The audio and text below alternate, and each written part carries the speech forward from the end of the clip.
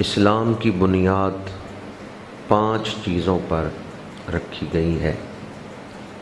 پہلا رکن ہے کلمہ، دوسرا رکن ہے نماز، تیسرا رکن ہے زکوٰۃ، چوتھا رکن ہے روزہ اور 5واں رکن ہے حج۔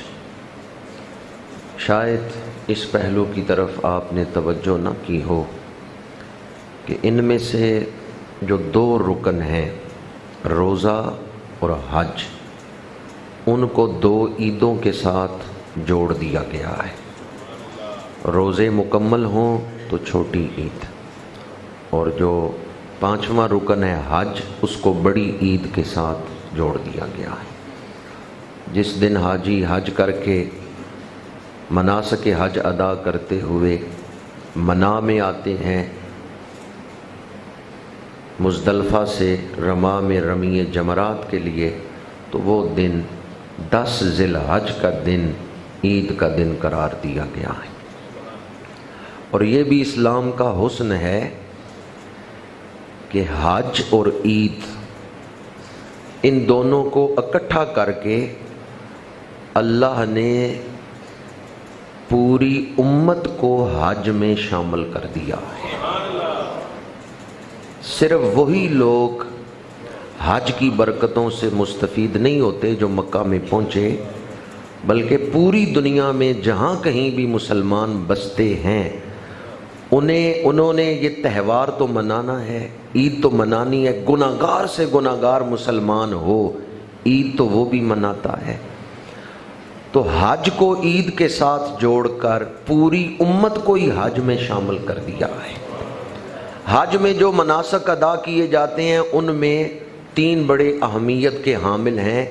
ایک تو 9 ذی الحج کو عرفات میں حاضری ہوتی ہے، اور وہاں میرے آقا کریم نے خطبہ حج بھی دیا جسے حجۃ الوداع کہتے ہیں، اور 2 رکعت نماز ظہر بھی پڑھائی۔ تو اس کی نمائندگی کے لیے آج پوری امت کو حکم ہے، جہاں جہاں بھی کوئی ہے خطبہ عید بھی ہوگا، 2 رکعت بھی ادا کی جائیں گی۔ دوسری اہمیت والی خاص عبادت حج میں اللہ کا ذکر کرنے کا حکم ہے۔ مشعر حرام کے پاس آؤ، مزدلفہ میں آؤ، منا میں آؤ، اللہ کا ذکر کرو۔ اب اس کی نمائندگی پوری امت کو کیسے دی گئی ہے کہ 9 ذی الحج کی فجر سے 13 کی عصر تک تکبیرات تشریق پڑھنی ہے۔ اللہ اکبر، اللہ اکبر، لا الہ الا اللہ واللہ اکبر، اللہ اکبر وللہ الحمد۔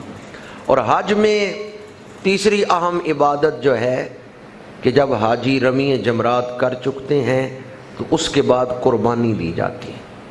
تو قربانی میں بھی پوری امت کو شامل کیا ہے کہ دنیا میں کسی کونے پر کوئی مسلمان رہتا ہے جو صاحب نصاب ہے، وہ قربانی ادا کرے۔ تو گویا خطبہ بھی ہوگا، نماز بھی پڑھی جائے گی، تکبیریں بھی کہیں جائیں گی، قربانی بھی دی جائے گی۔ تو اس عمل کے ذریعے اسلام نے پوری امت کو، ہر شخص تو اتنے وسائل نہیں رکھتا کہ مکہ شریف جا سکے اور مناسک حج ادا کر سکے، تو جو یہ وسائل نہیں رکھتے ان کو بھی حج کی برکتوں سے مستفید کرنے کے لیے حج کو عید کے ساتھ جوڑ دیا۔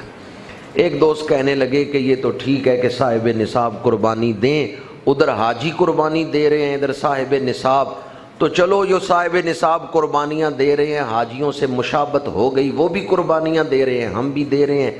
لیکن جو صاحب نصاب نہیں، جنہوں نے قربانیاں نہیں دینی، ان کی مشابہت کیسے ہوگی؟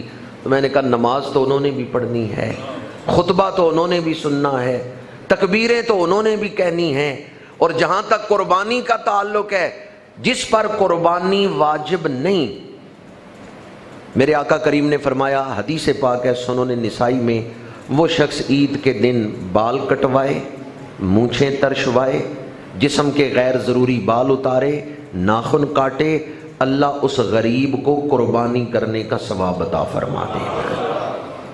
تو جہاں تک میں نے اس بات پر غور کیا ہے، میں اس نتیجے پہ پہنچا ہوں، جتنا بھی آپ اس پر غور کر لیں، حج کو جو عید کے ساتھ جوڑا گیا ہے، پوری امت کو حج کی برکتوں میں شامل کر دیا گیا ہے۔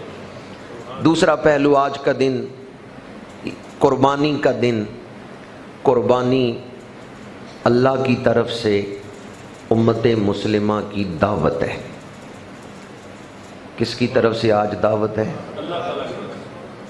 یہ اللہ کی طرف سے امت مسلمہ کی دعوت ہے۔ کوئی یہ نہ سمجھے کہ آج غریبوں کی دعوت ہے اللہ کی طرف سے، نہیں، اللہ کی طرف سے سب کی دعوت۔ امیروں نے بھی جانور ذبح کرنا ہے تو کس کی رضا کے لیے؟ اللہ کی رضا کے لیے۔ تو اب شریعت اجازت نہ دیتی کہ تم خود اس گوشت کو استعمال کرو، لیکن شریعت نے جو اجازت دی ہے کہ تم اس گوشت کے 3 حصے کر لو، ایک اپنے گھر رکھو، ایک دوستوں کو رشتہ داروں کو دے دو، ایک غریبوں کو دے دو۔ جب آپ نے جانور اللہ کے لیے ذبح کیا ہے، پھر خود کیسے استعمال کر رہے ہیں؟ یہ جو آپ کو خود کھانے کی اجازت دی گئی ہے، یہ اللہ کی طرف سے آپ کی دعوت ہے۔